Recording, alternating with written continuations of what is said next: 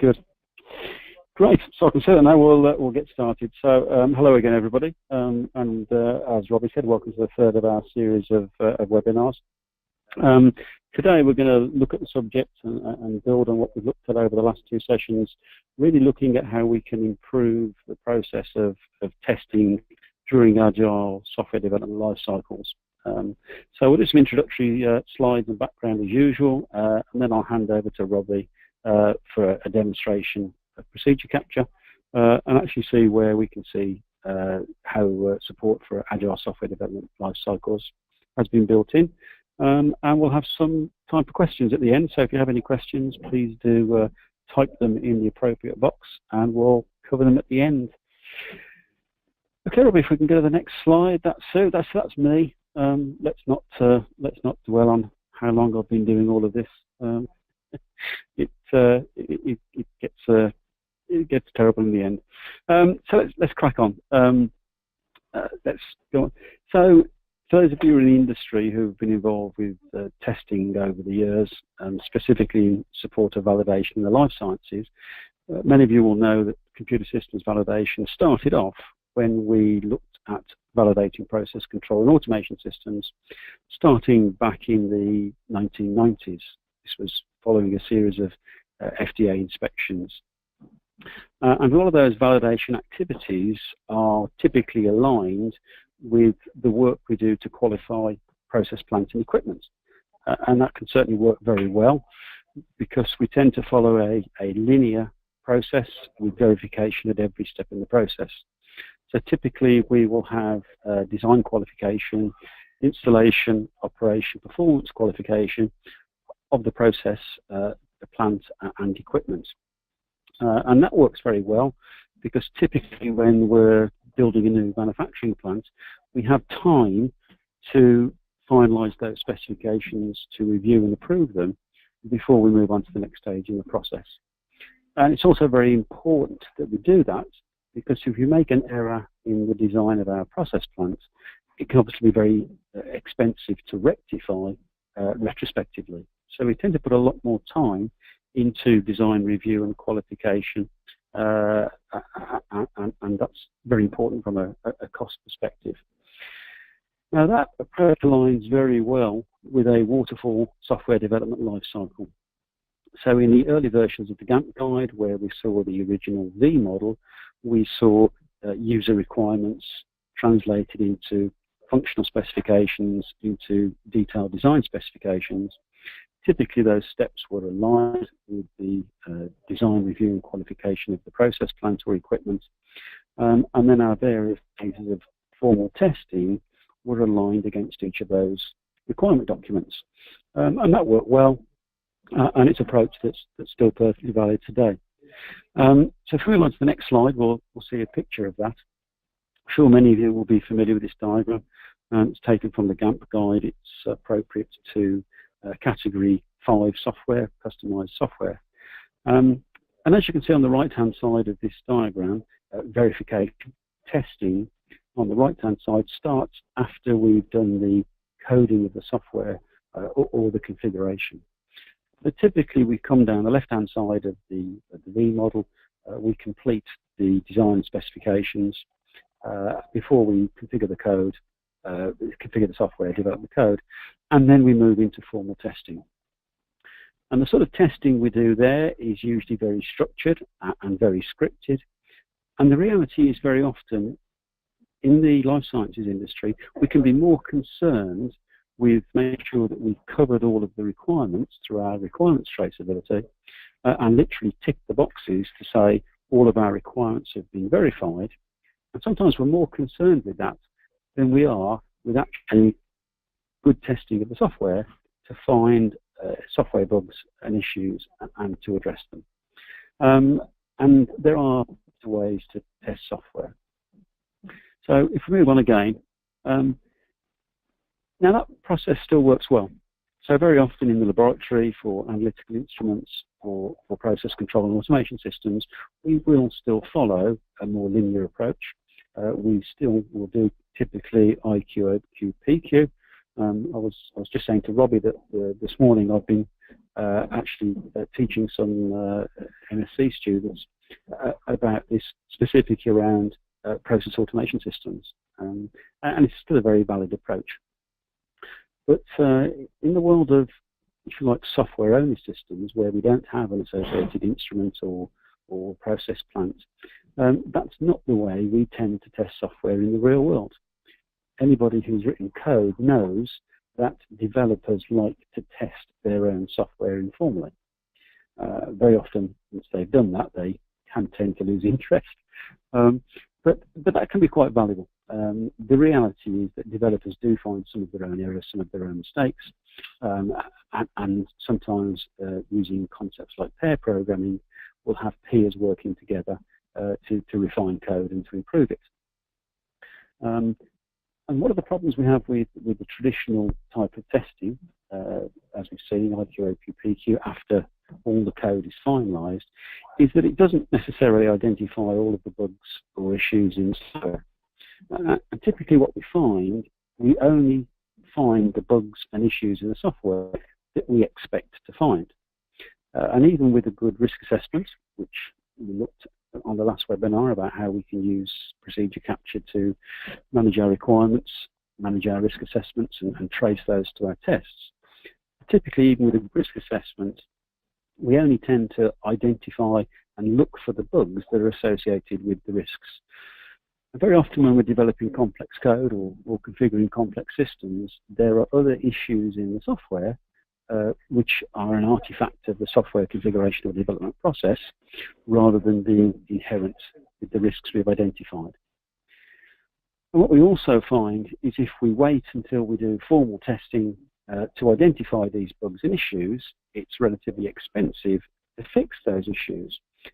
Typically, the later in the software development lifecycle we find these issues, the more expensive it is to fix.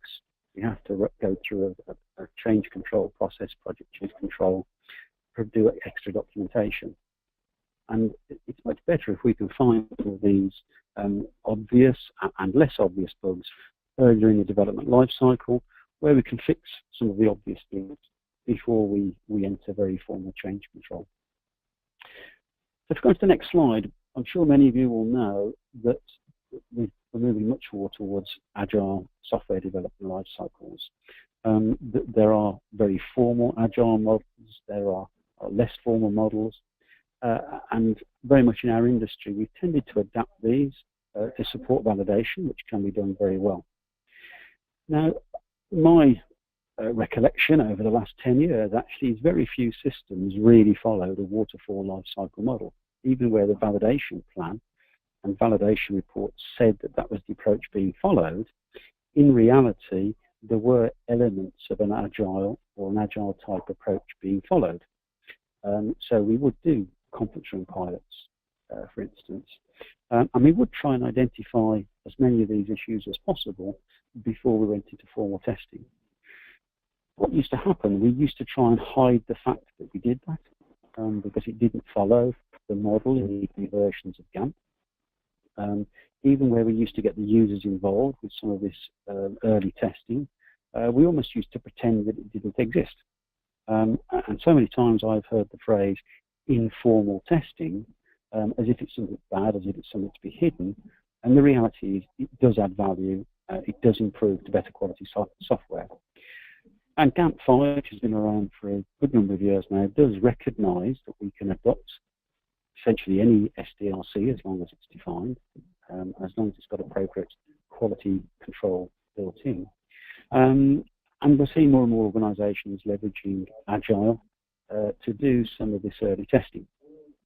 The problem we have there is that whatever we call it, whether it's conference room pilots, smoke testing, ability testing, I even have one customer who refers to it as monkey testing, i.e. just getting monkeys to press keys at random on keyboards. But one of the drawbacks is it is normally, by its definition, unstructured. And the problem we have there is, first of all, it lacks scope and objectives. So we don't always give the users who typically look at this a good idea of what they should be testing, what they should be looking for, and that guidance from the developers can be very useful. Sometimes it can be repetitive and inefficient. I was involved in some similar testing last year, and what we actually found was that 3 or 4 people were all testing the same part of the system, but nobody was testing a higher risk part of the system. That was obviously inefficient, and from the basis of risk wasn't great. And the other issue is, even when we do this type of testing, generally we do a poor job of documenting the bugs, which make reproducibility an issue for the developers. So typically a user will, be following the process, find some unexpected behavior, find a bug, but when they try to report it to the developer, they're trying to remember what keys they pressed, what data they entered, what the behavior of the system was. And that can make it very difficult for the developers actually to understand the issue, to reproduce it and fix it. So although this type of unstructured testing has value, it will certainly find software bugs that structured testing often will not find. It's not always as efficient or as easy as it could be. So if we just move the slide on, as usual, there must be a better way. In terms of what we would like to do, what's the goal here? Any project, any organization developing software would like to leverage, to utilize both more complete and more effective and efficient risk-based testing with the objective of developing better quality software and systems. And this is about real effective verification and real quality as part of the validation process, rather than just a tick box exercise to say we've tested against all of the requirements. What we're trying to do here is really deliver better quality software that genuinely meets the needs of the users and does what it's supposed to do at first release. And the first thing we need to do if we're going to leverage these techniques is to admit that that's what we're doing. In our validation plans, we need to define and position as part of the software development cycle this build verification testing, which the developers do. They are verifying their own code, or they're getting a peer to do that. And also the usability testing that is an inherent part of good Agile software development, where we get feedback from the users while we're prototyping, while we're developing the software, to actually improve the software and better meet their needs before we go into a more formally documented set of test cycles. For a validated system, we still need to do. So we need to plan the scope and objective of this testing to make it efficient and productive. We want to be able to capture evidence of the build verification testing which the developers do, because if the validation plan says that we're going to do this because it adds value, it improves quality, we need to capture evidence of this testing by the developers. And also we want to be able to capture evidence of usability testing by the users, again, so that the developers can see what the users saw, they can reproduce the behaviors of the system, understand what happened, figure out why, and fix some of these bugs earlier in the software development life cycle, where it's less expensive to fix these issues rather than formal testing. And yet again, and we'll hand back to Robbie now, Robbie and the team at Raltus have listened to the needs of the industry, and ProcedureCapture does what we need it to do. So, Robbie, over to you. Thanks very much, David, for that introduction. If I just take you through a few pieces in terms of what the tool is, and also maybe just touch on what people are doing in terms of Agile testing, so that when I get to doing the demo at all, it'll make sense to which pieces I'm referring to. So just a quick introduction to us. We have a solution that basically works on all application browsers and platforms. It's a subject matter expert tool. There's no programming resource. We've been involved in writing testing tools for 25 years and have written a couple of quite successful ones. Here are some of our customers. Most of them are in regulated industries. And what sort of kicked this off was we had a couple of customers that wanted to use, were using an Agile development, and they wanted us to try and support them. So we've worked through a number of projects in terms of supporting them. So, what is the Agile methodology? Basically, you have a sprint over a number of days, basically, and within that sprint, you do your testing and developing, and you produce a working increment of the software. And in terms of out there for software development, this is predominantly the way that most organizations are doing it. And the reason that they adopted it really was twofold. One was that they found that it actually put more quality into the software itself, so testing it often and at each release or each increment of a release put in more quality rather than just testing it all at the end. And secondly, they were able to better match the customer needs, so that they were able to, if feedback was it needed to be changed to better match it, they didn't have to do it at the end. So they were getting, I suppose, drip feedback from the customer in terms of what they're creating. So that is kind of the Agile methodology. And what happens is, for each of these iterations over whatever period it is, you have a piece that is done in the testing. And this can be a mixture of the developers themselves and QA people that work in the sprint. And here is, a sort of map of what they're looking at in terms of the pieces that they do testing. So it's different types of testing they do. So, they have functional testing, they have user acceptance testing, they do this, what David was touching on earlier, informal testing, ad hoc, they can call it. Exploratory testing is another name for it. And within, if you put, boundaries around it in terms of what you're doing and time frame it, that can be called session-based testing as well. So you have these various pieces, and you have, unit test results coming in, component test, performance test, all coming into each sprint to get a definition of done for that sprint.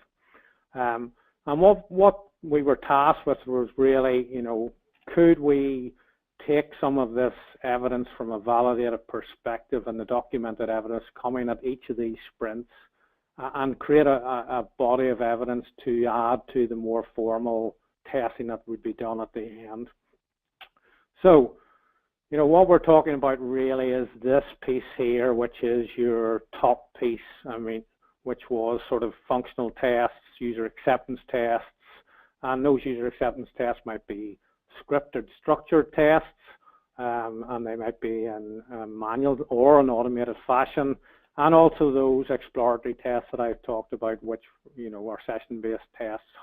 Could they basically get some evidence here as they go along?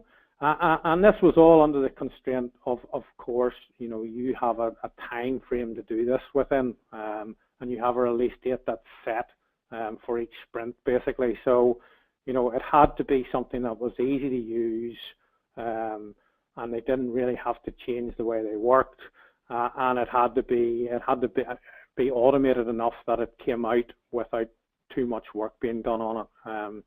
So what we brought out of that really was the ability to have this exploratory stroke session-based testing results of what you've done in a sprint. The structured or scripted testing, which would be sort of your regression, nearly your regression pack that's run each sprint to make sure that you haven't broken anything else. And also the traceability of the tests that you do back to really in terms of Agile, they would use user stories or relate really to user requirements, they call user stories, and functional specifications relate to acceptance tests. So, acceptance criteria which the tests relate to. So those are, could you produce that as you go along to add to then if you did, a more formal piece at the end of your release.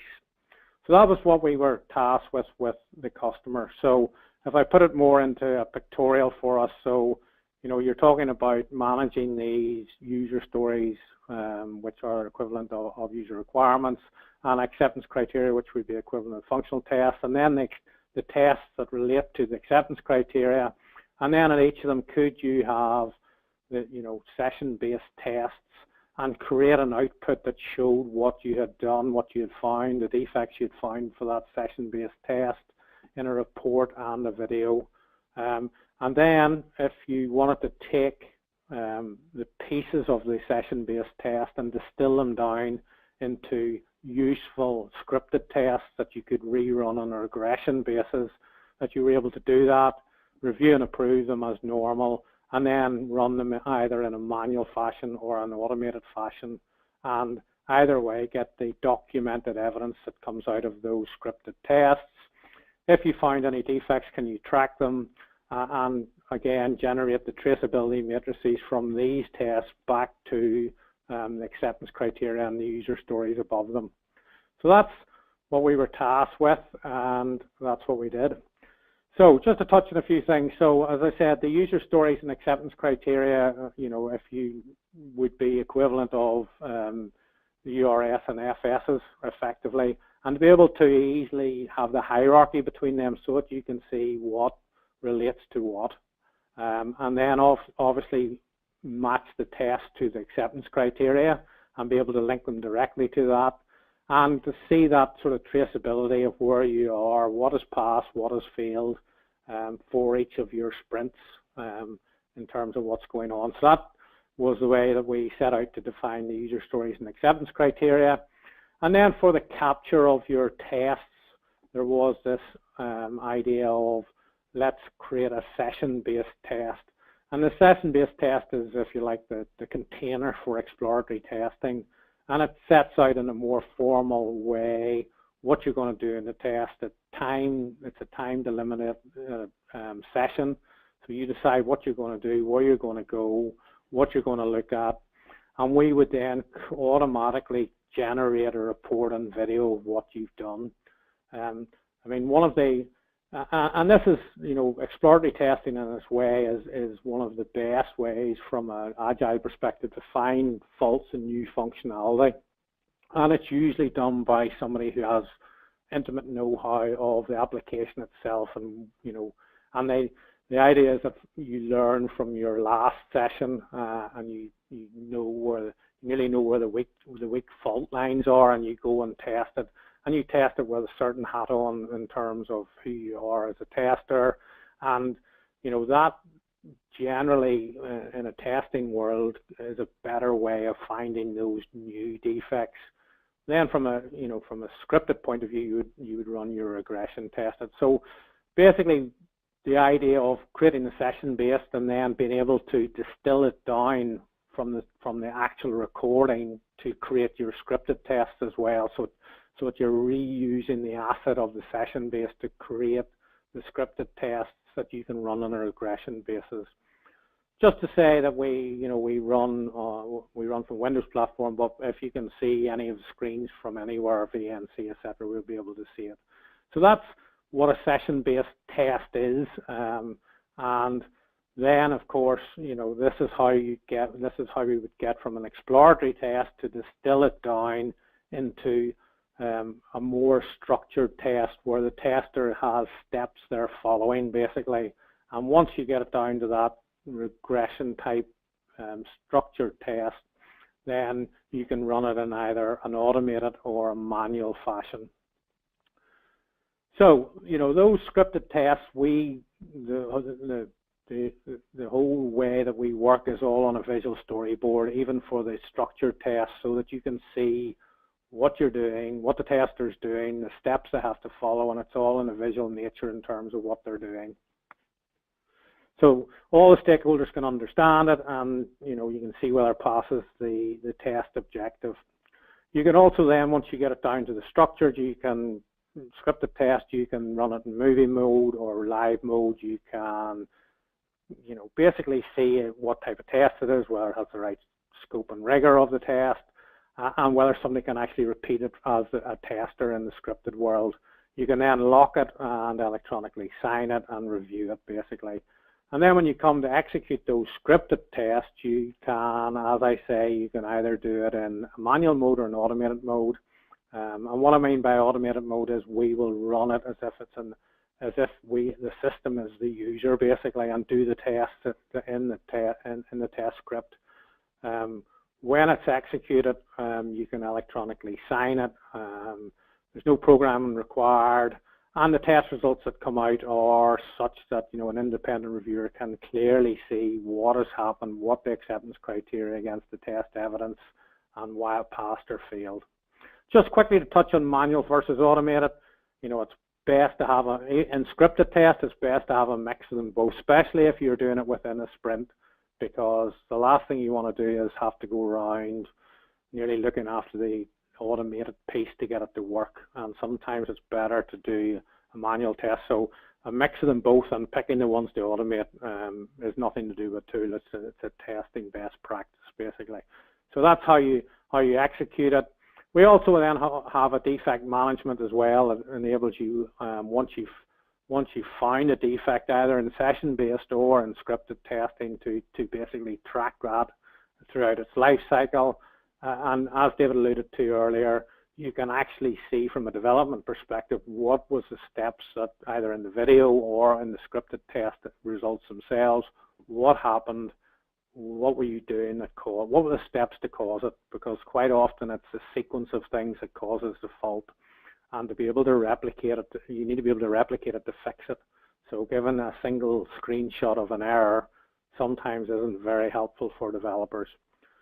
Okay, so that's a basic overview and a little touch on Agile and the pieces that we're going to look at. So what I'm going to look at really in the demo is an overview of sort of how that looks in terms of understanding what's going on in your user stories, acceptance criteria, test, defects, and then a little bit about how you can define and manage those user stories and acceptance criteria and the tests that go with those acceptance criteria to see what is going on in a sprint.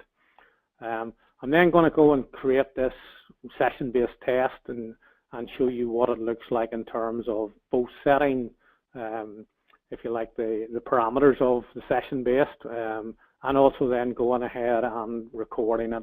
And I'm going to add in, some things that I see along the way. I'm going to maybe make a defect, and I'm then going to, basically stop it early. So I'm not going to do, whatever the time segment is, and then I'm going to show you what the report looks like, the overview report, and also what the video output looks like to show what has happened during your test, so that part of your evidence of what you've done from a session-based. I'm then going to take that recording and I'm going to distill it down into a structured or scripted test. And I'm going to review and approve it and lock it and electronically sign it. And then I'm going to execute it. So I'm going to execute it, probably do it in an automated fashion to show you what that looks like. I'll maybe show you some test data so that you can see how you can parameterize a test script to run in an automated fashion. So during your sprints, you would have a set of tests that would give you if you like, a body of evidence, an increasing body of evidence, what happened when I executed. I'll then show you quickly defect management, and as I said, the outputs then I'll show you as you're going along. Okay, so let us go and get on with the demo itself. So the first thing I'll touch on really is, from the requirements perspective. Now, as I said, these are 3 interlocking grids, and they can be configured to whatever names you want. So if I'm talking about in an Agile world, I'm talking about user requirements equating to user stories, and it's just how they're written effectively. And I would have the details of each of those in terms of what it does. If I'm risk assessing it, I can risk assess the user story and how it links to its acceptance criteria, basically. So what I have my user story and what acceptance criteria it is. And these acceptance criteria are also in a grid, and you would have your different acceptance criteria for each of those user stories. And what I can do then is I can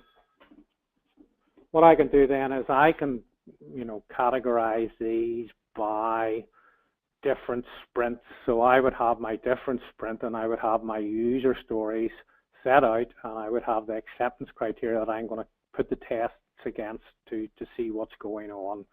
And if I want to see how those all fit together, I can go and basically see the hierarchy of my user stories to acceptance criteria here. So it gives you that linkage between your user stories and their acceptance criteria. And if I open them, then I can also see, in terms of my real-time traceability against the tests that satisfy them. So I'm going to go and see for all my user stories in this sprint, what is happening with regards to the testing that's involved. And I can see here for each of my user stories, I have failed the overall test, the overall acceptance criteria are I'm not good to go because they're all failing. And then if I want to drill down, so let's drill down into these. So in my user story 16 here, I want to drill down into the acceptance criteria and to see what is happening at the individual level of those acceptance criteria. And I can see I have two that are passing, two tests that are passing, two sets of tests that are passing against that. Sorry, one's passing and two fails. So I can see easily what is going on in terms of my user stories or user requirements to functional specifications or acceptance criteria. They're a linkage between two sets of hierarchy basically, but I can see what is happening in terms of the tests that go with them. So that's your, how it fits together. From that, again, I would have my dashboards here and I'd be able to see an overview of, what is going on in terms of my different requirements. And I can see where, what is happening in terms of and I can drill down. So this would be my user stories, this would be my acceptance criteria. And if I want to do it by type, I can say, okay, show me all my acceptance criteria. And I have which ones have failed, which ones have passed. And it's a way of being able to drill down. And I can do the same thing for, tests in terms of, my tests here. So I can, if I go to here, I can see my test overview. And again, I can see, what is happening in terms of my overall tests. I can see how many have passed, failed, not run. And I can see that then by, show me the failures that are, in different test types and different test scopes as well. And the same for defects. So that is your overview of what happens. So those can also be, and this is, you can also risk assess those user stories. So, this would be what we covered in the last webinar in terms of setting up a risk assessment. And I'm not going to repeat what we did in the last one. So if you want, there's a link you can go to watch the last one. So let's move on to the tests and let's look at these. How do you create these tests, different test types, and also what do they look like, what do the outputs look like, and how do you do it? So within my tests themselves, I have all my different tests here in terms of, what has gone on. I have different test types, so I have my structured test and I have my session-based tests, and I also have for structured-based how I'm going to run it. So the green ones here are automated and the red ones are manual tests, and you can change them and run them whatever way you want. And that allows me then to, see what is going on in terms of my test types. I can see, all my session-based ones, all my structured ones, and I can drill down and keep all those tests in there as well. And for each of the tests, I would have, all the information in terms of what test type it is. So even if I wanted to take out inputs from different components or unit tests, I can set up a unit test and take the result from it and attach the evidence from that. But the main two we're going to look at today are structured or scripted test and the session-based test. So let's go and start with the session-based test. So again, just to reiterate, these are tests that developers would run in terms of they wouldn't have set scripted steps. They will have a theme to where they're going to go. They will be time delimited. So if I want to set up a session-based test, so let's go. We'll do a session-based. So if I want to set up a session-based test, what I would do is I will obviously have, and the reason I would fill in these information in terms of what I'm doing here is I can output these properties directly into my reports. So let me just do some typing here and I'll fill in some of the fields as we go. And the reason I'll do it, as I say, is because when I get my documented evidence, it can automatically be entered in there in terms of what's going on. So let's just start in, so open C.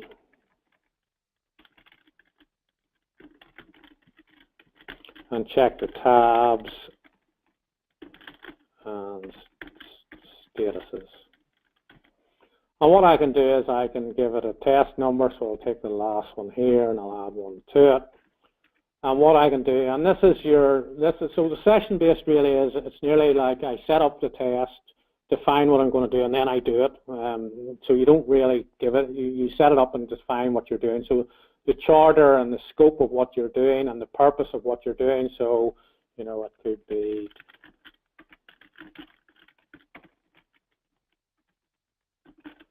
and it could be, you know, what you're doing in terms of the purpose of it.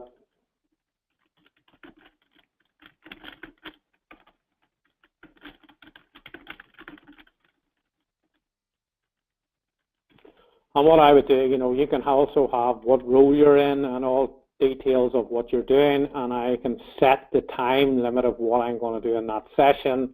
I can also add in test objectives, prerequisites, all the stuff that you would do in terms of doing it. Okay, so that's how I set up the properties of it. And once I've set up the properties of it, I can then say, okay, I've defined my session-based test. And then I can simply go ahead, and this is why they do it all in one go, basically. I can go ahead and start the session. So to start the session, I simply say start capture. And as you can see over here, we will start recording what you're doing. And there's a couple of things to point out here. So, you know, there's different modes. So I can have my setup mode, my testing mode, investigation. And this really tells people later on how much time the tester spent doing particular things. And if I come across any issues, I can either add something to check later. If I come across a defect, I can actually add it. And if I want to add in, you know, what's going on at the time, I can add it in here. So we'll start the setup and then we'll change in a minute. And what I would do is I simply hide this away and I go and start my session. So, you know, my session is to open Siebel.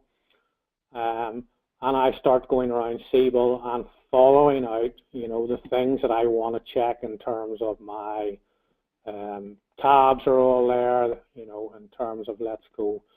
And if I come across, so I get myself set up, so I might go and say, okay, I'm set up now, let's go into my testing mode, and I would hide it again, and I start going through, you know, my testing of what's going on. And at any point when I'm doing it, if I find something that looks a bit strange, so let's say these records don't look right to me. I'm not sure it's a defect, but there's something there that I need to check later on. So what I can do is simply I can record a check that says, you know, let's have a look at these pieces later on. So those look wrong to me in recent. So in my service request check, so I can write in, you know, service request check records, and I can apply that to that. So, you know, when I'm going through, so let's say I get to here and I know for a fact that the menu should be shown here, so this is a definite defect. So I can actually directly create a defect here in terms of the defect, and I can, you know and we've automatically added on a number to our defect tracking, our defect numbers, and I'm going to create a defect here in terms of a new defect because I know this is a defect. So let's say we then go on and I'll go to, you know, accounts, let's say, I'll go to all accounts. And let's say I want to check these global icons come down for all accounts. So again, you know, this is, I can go and add the check here in terms of doing a check. Now you probably will do a lot more exploring or session-based exploring than you will find the faults that I'm finding, but it's just to show it in a short period of time. So let's say I go and check those icons. I'll then go and do a query.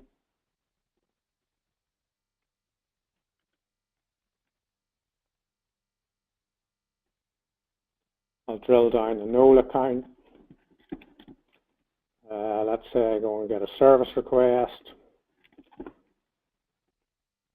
Drill down the service request, and let's say I want to check the status is open and the status is unassigned. So I'll add a couple of checks in there.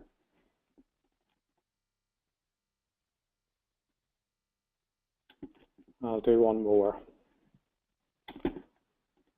Now, obviously, obviously I can keep going. I've only done 3 minutes of this, and you would do 26. But let's just stop it there. I'll close SEAL first, and we'll stop it there. So here is my end of session report. So really, this is telling you how long you spent at each of the time. It's also telling you what happened to my session, basically. And obviously this one has failed, because here is what happened in terms of my defect. And this really is to make, this is sort of your comments at the end of it while it's still fresh in your head, basically say no menu items, disable, very slow, and some things to check. So that allows you to basically create that in terms of what you're doing. And that's how I would create my session-based test. And if you look here now, you can see that we have a record of everything that I have done for this test. And it shows, each of the steps that I've done. When I've come to a screen check, it shows you what are the things to check. If I found a defect here, it's 5064 is a defect that I have found. And it's a complete record of what you've actually done in the test. And I can then, if I go to my reports, I have two sorts of reports coming from this. I have my overview report.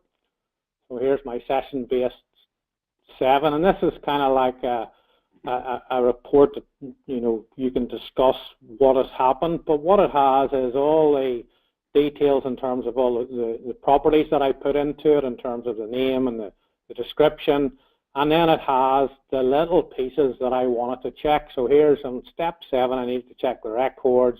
Step 8, I found a defect. 11, check the global icons, and then check the status open and unassigned. It gives you my comments here, and it tells you what I was doing and what it relates to in terms of if you relate it to a story. So that would be your, and I can save this as a PDF as part of my overview evidence of what I've done. But what I can also do then is, if I wanted to, I can go back to my tests, and I can actually create a video of this. So I can create an actual record of what has happened in terms of a video of this.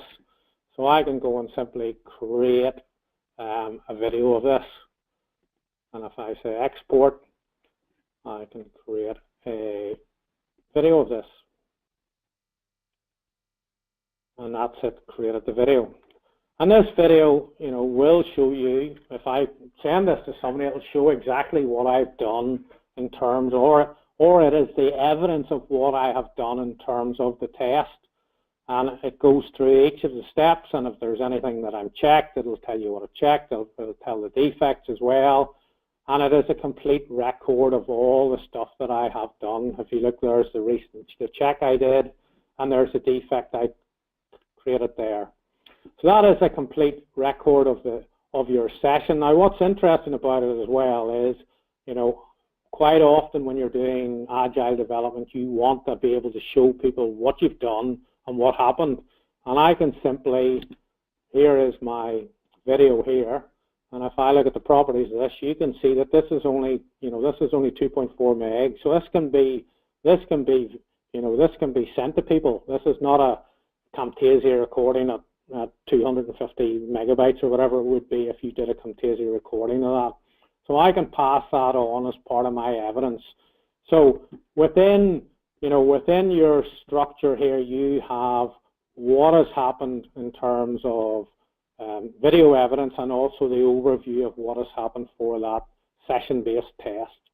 And that, that for an Agile, being able to just turn it to define what you're going to do in the session, turn it on, make all your notes as you're going, and then automatically have that evidence produced for you. It's not just actually from a validation perspective. It's if you're working in an industry where you don't need it, it's fantastic to have, because I can see what I find, and it all makes sense because you have that visual storyboard of what's going on and the comments and what you've done for each of them. So that's fine. That's a session-based test. Okay, so what I can then do is I can go, you know what, there's a lot of this I don't really need if I want to do a scripted test. So I could create from this a scripted test. So to create a scripted test, what I can do is I can go and take pieces of this. So I can go and take pieces of this and turn it into a scripted test. So if I take, let's say, those pieces, I can then go and create a scripted test. So this time I'm going to go and create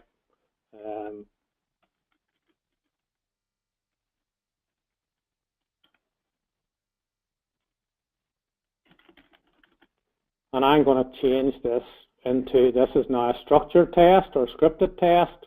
And again, I can go and, I'll go and create, obviously I have a unique test reference for it.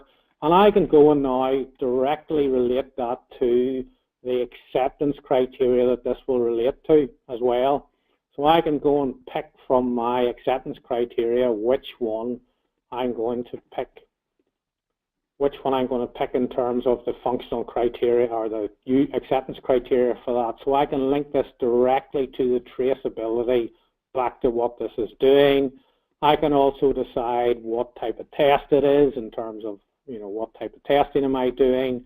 And I can also decide how I'm going to replay this. So let's say we're going to make this into an automated test, and I can add other fields in as well.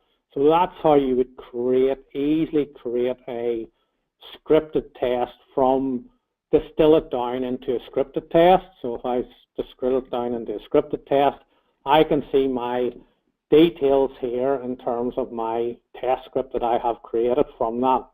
And this is, this is your scripted test that you would run in a regressive UAT test. And I can simply go and check. The first thing you would really do is check that this is, because I'm going to run this in automated fashion, I'm just going to check that it's going to, so that you can see how easy it is to understand what you're doing in terms of, I'm going to run there, I'm going to check the global icons query, and it, that's going to then go down, check the open and unassigned. And then I can simply, I'll simply go and run this. And this is what, I was talking about in terms of, well, actually what I can do is I can also, I can go and also approve this. If this is my scripted test, I can go and basically I can run it in preview mode. So if I run it in preview mode, well, let's go and do that quickly. I can run it in preview mode, and this will run through and show me the scope and rigor of my scripted test. So some can't, is it the right scope and rigor? Is it going to, is it going to pass or fail the test objectives? And what does it do for each of those steps? So I can run through that. And when I'm happy that it's going to basically do that, I can then go and I can basically go and I can electronically sign that test, and I can go and I can go and approve it, and I can electronically sign this. Let's pick somebody to electronically sign this as an approved test script.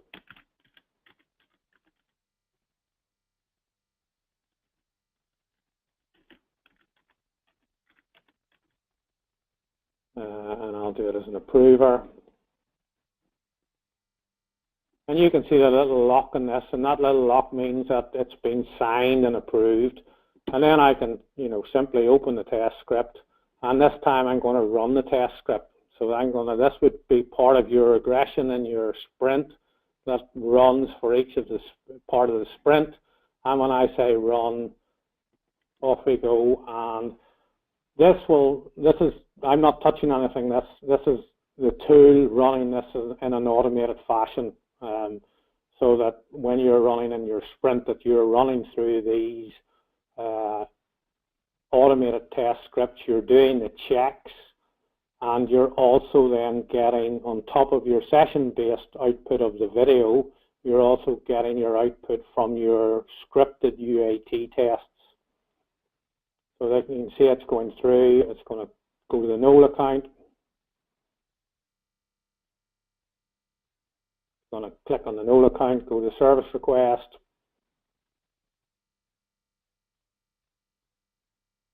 And this is, this is what you would do in terms of running your automated test. Now you can run it in a manual fashion, and as I said earlier, some test scripts are better run manually than in an automated fashion.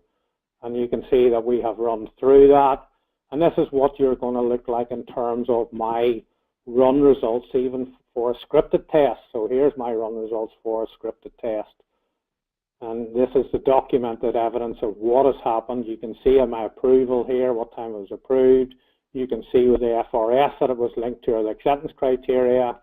And for each of those test scripts, we have an expected and actual. And these actual pictures are what happened when it ran for real. So here's my screen check, and these are, you can blow these up so you can see what's going on.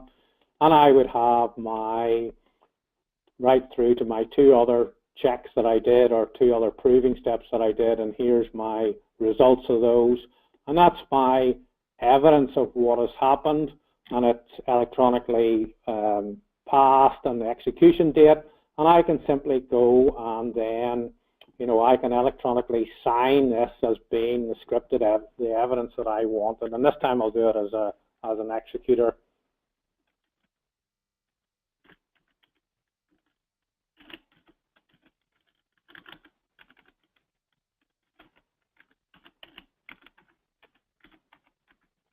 And this time I'll do it as an executor, and I'll say approved. And I can then see that, this is me electronically signing this from a scripted testing perspective as normal. I've run it in an automated fashion, and here's my results, and here's my electronic this signature with my unique user ID password and the role I'm doing it. And this only comes up if you want to, and it's only if you put in everything else correct. And I would have that evidence for all my scripted tests, and I also have the evidence for the session-based tests as well. So those are. So what I've done is really I've gone through and I've shown you, how to build a session-based test. Well, firstly, the relationship between your acceptance criteria and your user stories, and how to build then test cases that relate to in both terms of both session-based and structured testing. And I also then have for each of my sprints, I will also then be able to also output my traceability of what has gone on for my acceptance tests or my user stories in terms of the links between the functional requirement and the test scripts that relate to it. So I can also automatically output my traceability as well as part of my evidence for each of the sprints. Okay, I think I've covered pretty much everything in terms of what I wanted to do. Let's see if we have any questions. I'll just go back to David for some. David, are you still there for some comments? Yes, I'm still here, Robbie. I think you guys are making it look way too easy, Robbie. I see a lot of people getting a lot of value out of Agile these days.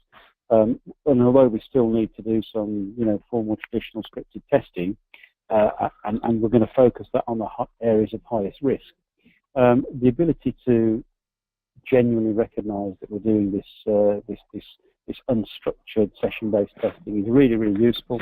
The fact that we can capture it, it really does pull everything together. And the fact that we can capture all the evidence from the complete life cycle in one place, look back to our risk and traceability, What you guys have developed with ProcedureCapture, I mean, really is, I think, for the first time, a tool that handles beginning to end life cycle of validation. Not only captures the evidence we need to support validation, but it actually does the testing properly as well.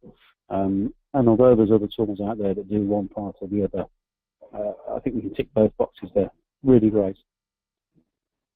Good. Thank you for that. I have a few questions that have come in here, and I'll just bring them up, and maybe we can answer those questions in terms of Q&A. So let me just see what's in here. Okay. The first one maybe I'll give to David. How do the FDA view the use of Agile life cycles and this less formal approach to testing? I mean, my experience is they're fine with it as long as we are open that that's what we're doing. So as long as we define it, that this is the approach in our validation plan, as long as we've got some evidence that we've done it, I think the FDA inspectors who really understand software and testing recognise the value of this. Again, I think we've recognised the value of this for a long time, but we've sort of tried to hide it behind the curtain because it wasn't structured, it wasn't scripted, but it does add value and it does help us deliver better quality software. It does help demonstrate we meet our user requirements, and that's what the regulatory authorities want. If we can support that with this level of evidence, no problem at all. Great. Here's another one. Mark, perhaps you could answer this one. Does the session-based testing recording work on all applications? Yes, absolutely. There is no reliance on the underlying technology to use objects or data from the application specifically or APIs. It's picking up what's on the screen and pretty much will work on anything that you can see, and that includes technology you can access remotely through VNC or other connection technologies as well. So a resounding yes to that one. Okay, one more coming in here. David, maybe you could address this one. Do we still need to execute formal test cycles when we use Agile? I think that's a really good question. I think it is still important that we have planned and structured tests.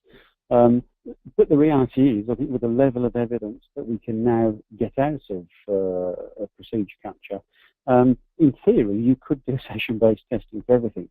I think where you would probably struggle there is to make sure that you've covered all of the requirements and all of the higher-risk requirements. So the way I see this being used is we still need to look at our higher risk requirements. We still need to go through formal test cycles. I think we have to recognise that user acceptance testing has other value other than just testing the software. It demonstrates that the users are trained, that they can use their SOPs. So I think formal test cycles still have their place. I think most projects will still use them. But I think what we can do here is be assured that our lower risk requirements have been thoroughly and rigorously tested. So I'm not saying that we can do a better job with the high risk testing, but I think we can do more comprehensive and broader testing with this combination of session-based testing and automated testing. I think it really allows us to think intelligently about our risk-based testing in terms of what's the appropriate method of testing for the appropriate requirements. Okay, thank you very much for David for those answering those questions and also for your introduction as well. Just to say I think that's our up. Just to thank everybody for joining, not just this webinar but also the previous two. And we will send out some links for all the webinars if you want to look at them. So just as a final, thank you very much for joining, and we hope to see you again soon. Cheerio, bye.